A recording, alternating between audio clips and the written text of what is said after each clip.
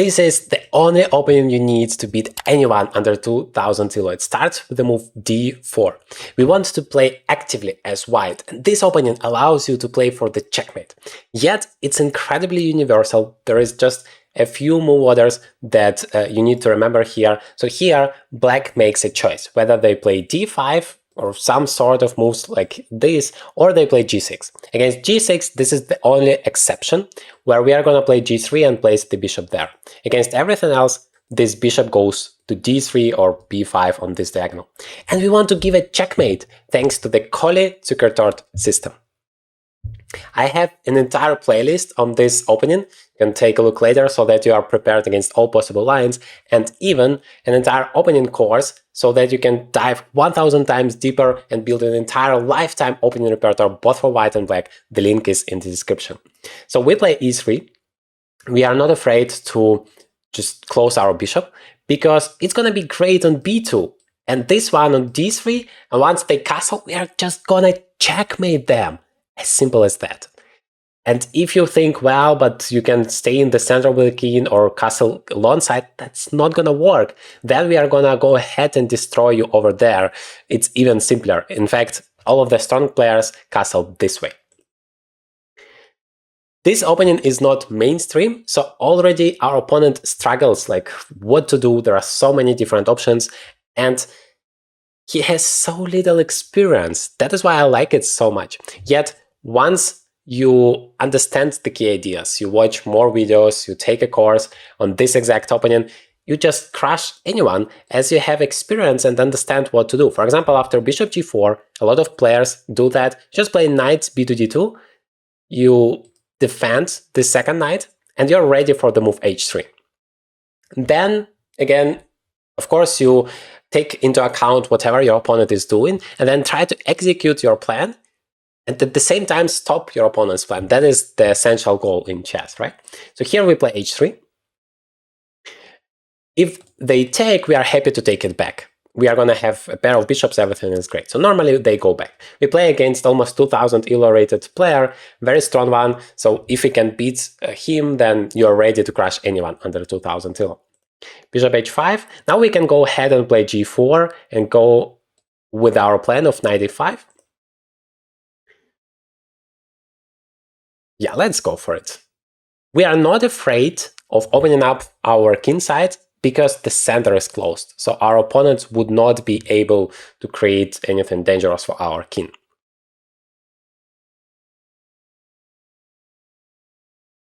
We are even threatening here h4 in some variations. Very annoying for our opponent. Because we are threatening h5, just winning the bishop in the very beginning of the game. And if he plays h6 or h5, trying to stop that, only then we take this bishop and he completely destroys his pawn structure. That would be a huge problem. Even here we can still do that. In fact, let's go for it and see how our opponent actually defends against it. He's very strong, no question about that, but h5 is coming, just threatening to win on the spot. If you take it, this is like the only way I see, because if you play h6 or h5 and allow me to take, God bless you. Otherwise, I take it with a tempo, attacking the knight. You might feel like knight e4 is the most active move, but still h5. How do you save the bishop? Yes, you can take there, I just take it back with the bishop. And if you play bishop e4, I play f3. Your bishop has 0 moves to go, it's just trapped. This is how powerful it is. It's only move number 8, but we already create huge threats against our opponent. And that's all it is about. Chess becomes so much easier once first you play this opening, and second, you create as many threats for your opponent as possible.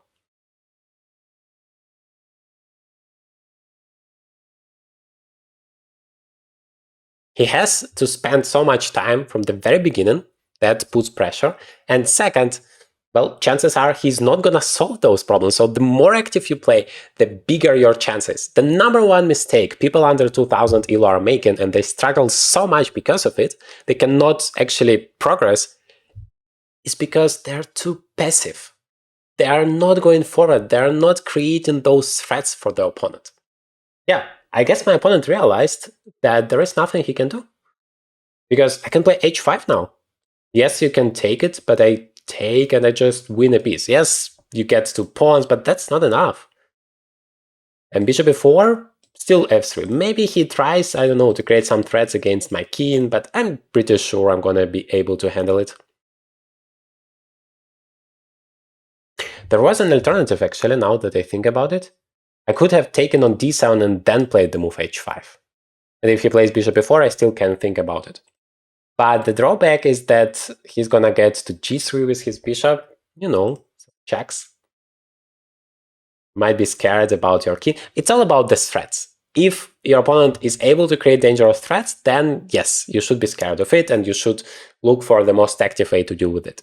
But if there are no threats, even the king in the center is not a problem. So now let's think about it. If you take, probably, yeah, he can take both with the knight and the queen. Let's say knight takes, then we play f3. The bishop has no moves, it's gone. But what about the counterplay? He can play, let's say he takes with the queen, then he can play bishop g3 check, we go king e2, and he can play queen to b5 check. The only way to deal with it is to play c4, but then he takes. Once we take this, he plays c3. But actually, even that is completely lost. I play king f3, attacking his queen, attacking his king, his bishop, sorry. He is busted. But it's a little bit dangerous. The alternative is just to play f3. He takes there, we take it here, he takes, we take it. He plays bishop g3 check, king e2. Again, this queen to b5. e4 takes. Okay, how many pawns do we lose? 2. And our king is in the center. Yeah, he gets some counterplay. Well, that is why he's a strong player after all. He's looking for those active opportunities. He's right to do that. But I still think it's not enough. The question is which variation of the two is better. I intuitively want just to take. Because then my pawn structure is still very solid.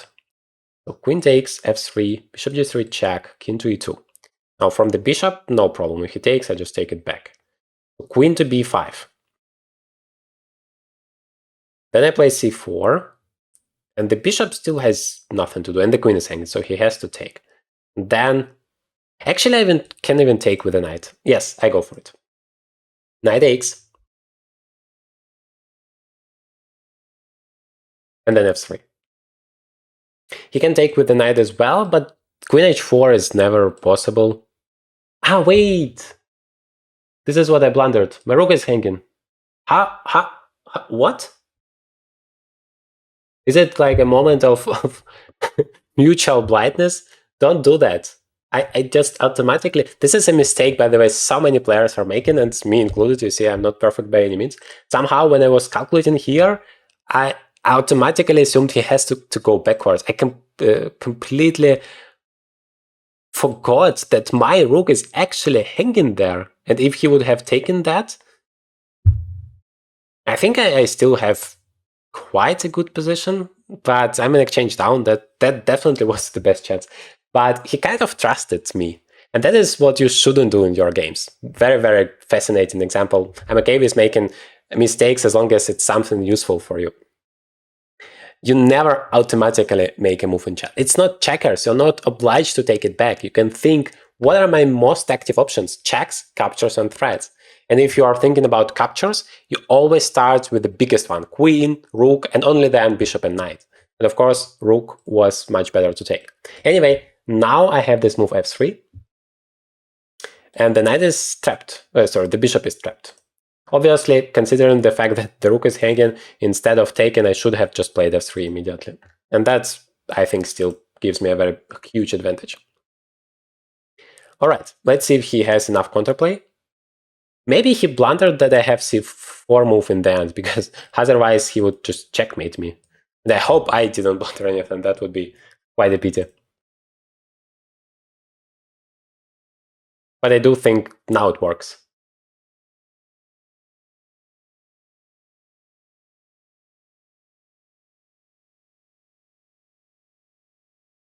I'm kind of violating the opening principles, because instead of developing all of my pieces, I'm making a lot of moves with the pawns, but I do it with a very good reason. I'm just winning a piece. Okay, our opponent is doing something I really like. He's creating counterplay, first of all, and secondly, this is very dangerous. So if I take here, then again, let's not forget that the rook is hanging. He can, for example, give a check and then just take my rook, and he would be much, much better. So that's not an option. But if I take this guy with the pawn, then he has bishop g3 check and knight to f2. Basically, almost winning my queen. Like, the only move is here, but then he takes the rook. First of all, the entire rook is gone. Secondly, the knight protects the bishop, and my queen is still under attack. This is not an option at all. But thank God I have this move knight takes c4. Now bishop g3 is not possible. I just straight out take this guy. And if he takes it back, then I can take the knight. And then bishop g3 without this knight, without this bishop, is not that dangerous for me.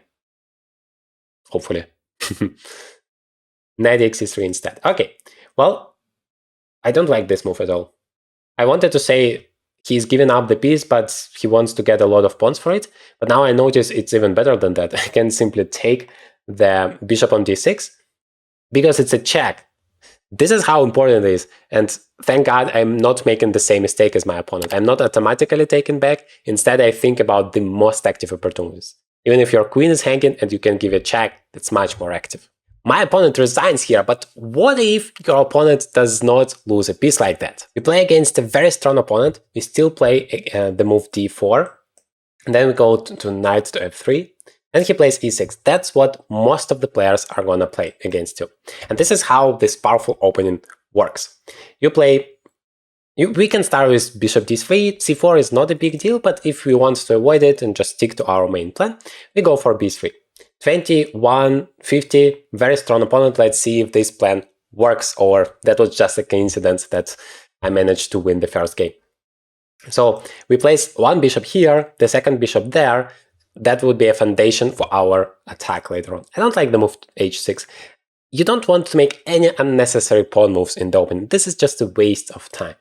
But okay, I don't care. I just either castle or play knight to d2.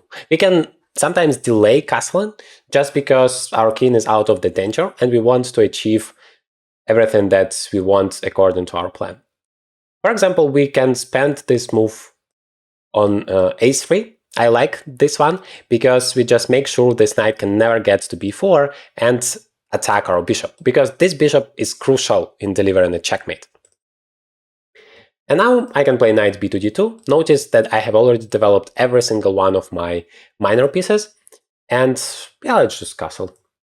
I stopped the move knight to e4. I stopped the move knight to b4. I stopped the move e5. So it's essential to cover all possible sorts of counterplay for your opponent. And I'm ready to go all in into the attack 100%. So knight to e5. This is the foundation of the entire plan. Please remember this move. It stands there, it stops our opponent from doing anything productive. He cannot go ahead, he cannot open up this bishop, fight for the center, absolutely nothing. Yes, he tries to exchange stuff, but it doesn't really help. As you see now, this bishop is very active, controlling a lot of squares here, supporting the pawn. This bishop is still opened and would be, of course, very important in the attack. Goes backwards. I think we need to make sure that this knight is not coming to c5, or that it's not that dangerous. For example, we can achieve that via c4. I really like this move because we have an advantage. Our opponent is extremely passive. So I want to get something out of it. That is why I play c4. If he takes, I'm ready to take it with a knight. He can play knight c5, but then I conveniently have this c2 square. And later I can play b4 and just get rid of the knight again. He might even get into the endgame, but it's not the endgame he's going to be happy about. So our general plan is to play for the checkmate. But if we are not achieving the checkmate per se every time, that's completely fine. If in the process we win a piece, that is a fantastic outcome of the attack. Or even here, we get into the endgame, but we are so much better in this endgame, arguably strategically completely winning, then it's also a so good outcome of the opening, even if we didn't manage to give a checkmate. Why it's so much better for us, even though the position is symmetrical? Well, it's all about the difference in pieces activity. Our pieces are so much better. Yes, if you give a few more tempi, I don't know, to stabilize the situation and bring all of the pieces into the game, our opponent would be just fine. And that is how crucial it is to use your initiative. I have two cool ideas here.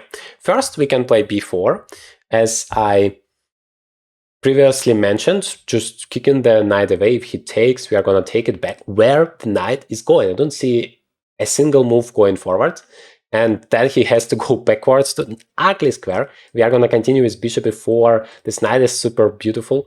Or we save the queens on the board and play knight to d6. Attacking the rook. If he just goes backwards, like rook f8, you just play b4 and then queen d3, just going for the checkmate as promised in the beginning. But if he takes, that opens up this monster on b2. This is going to be so powerful. Yes, he can try to close it. Maybe that is the drawback. We can still play b4, and definitely we are just much, much better. The question is, what is the simpler way and the better way to go for the checkmate? For winning the game, going for the checkmate or going for a much better endgame. Personally, I like endgames. Like, if I can get a very good endgame, it's just the simplest way to outplay the opponent, because you decrease the chances of blundering something, of giving him counterplay. It's just going to be one-sided game. But playing for the checkmate is also very interesting, showing you the power of those bishops. Yeah, for that illustrative purposes, let's play knight to d6. This is just the perfect outcome, exactly what we are aiming for in this endgame, that we can attack while our opponent doesn't have enough counterplay. Yes, he goes for it. We take with the pawn. Obviously, if we take with the queen, we would spoil all of our chances to attack, and in that case, just play b4. I mean, if your decision was to go for here, I definitely support you. In my game, maybe I would do the same, because this is just solid way to secure your advantage. But here we are just playing for the checkmate. So let me think. I thought this is just bad for him because I can play b4, but maybe he has some check. No, that is not a move, right? I take it, bishop takes, and then queen d4. Oops, queen d4, threatening to take the bishop and threatening checkmate, and you cannot deal with it. That means after b4, he has to go backwards. But this is already a very cool achievement for me. Yes, he does that.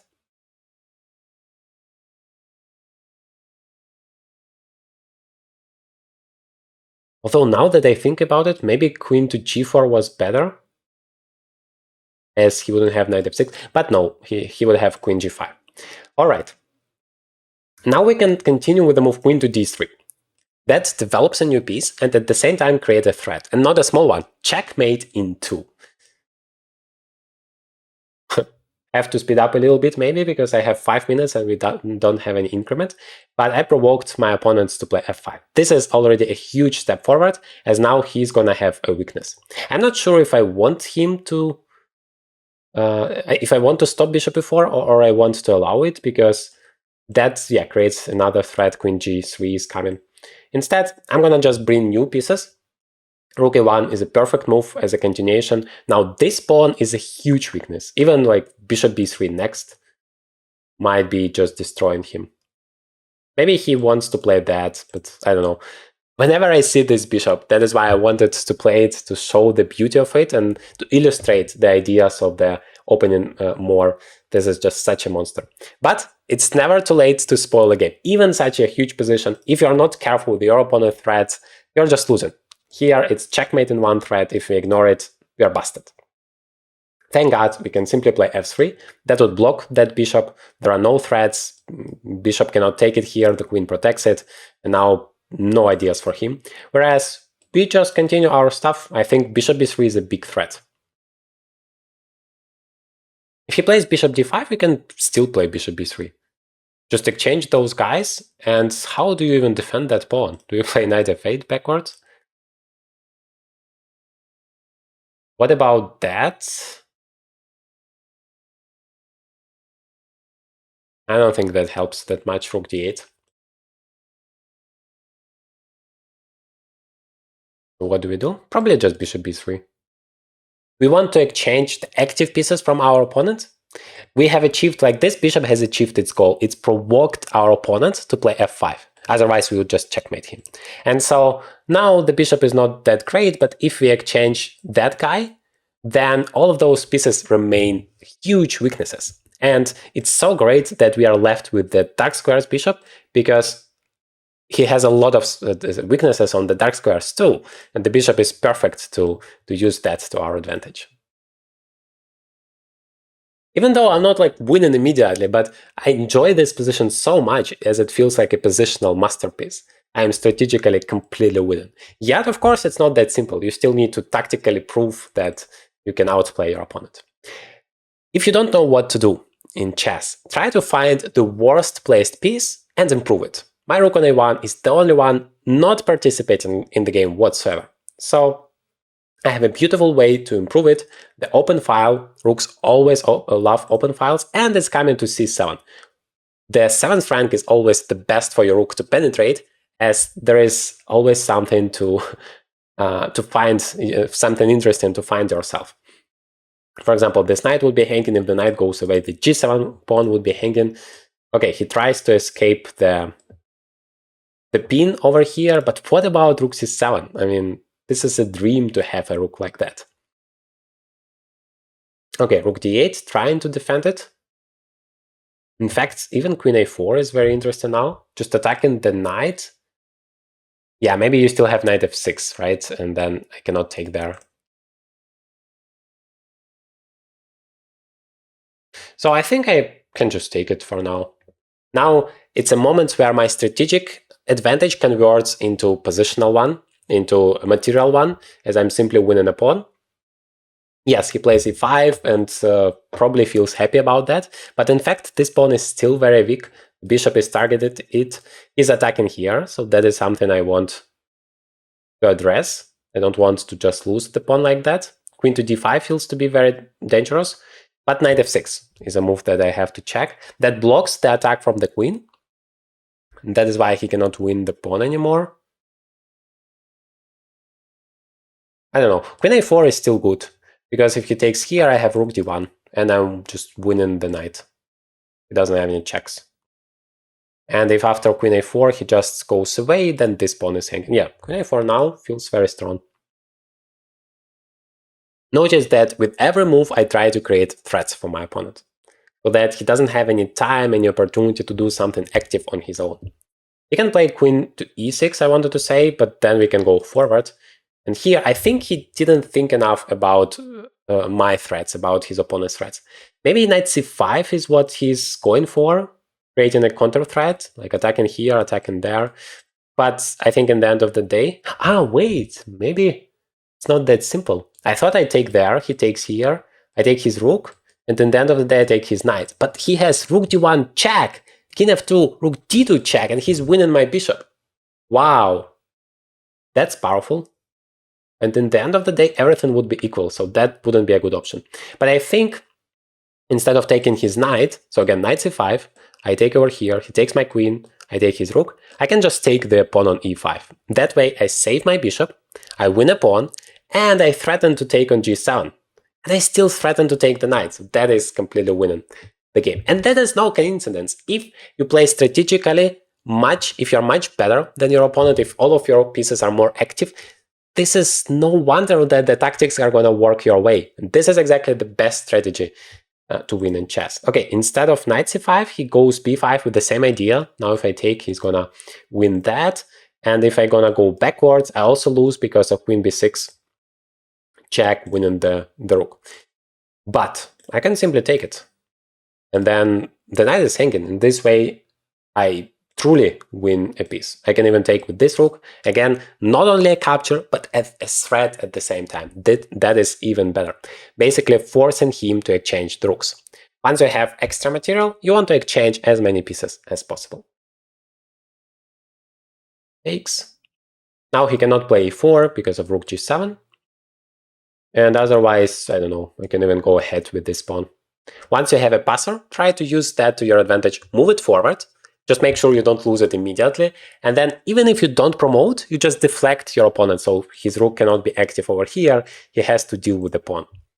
After rook b8, I even have rook takes g7 check, and then bishop e5 winning the rook back. But now the rook is already coming to b7, which is enough to make sure this rook cannot leave the ace rank, and then bishop takes e5 becomes possible. That is why he plays that. He tries to create counterplay. That's what you should do. The problem is it's unfortunately way too late. But you still should be careful. I mean, it's never too late. If you allow this pawn to get somewhere to e2, that might actually be a huge problem. Okay, what do we do? Probably still b7, e3, and king f1. The nicest way to deal with the problem. Use all of your pieces. So far, my king did not participate in the game. But in the endgame, the king is very powerful. And most of the players under 2000 completely forget about that. And now I use this as an active piece to deal with the one and only threat from my opponent. And once I do that, well, the game is just over. Okay, he's hoping for king e2, and that is a perfect example. Never too late to spoil your game, lose the bishop, and the rook also controls that. But instead, just king to e1, and now the game is basically over. I'm threatening bishop e5, b8, queen. Or bishop to g7 check, winning the rook as well. Yeah. That is how you use this powerful opening to crush absolutely anyone under 2000 elo. In this playlist, you can learn more about it, how to beat all possible lines that your opponent can play. Don't forget the amazing opportunity 10-day opening master. You get a full month of live coaching with me included completely for free if you join now. The link is in the description.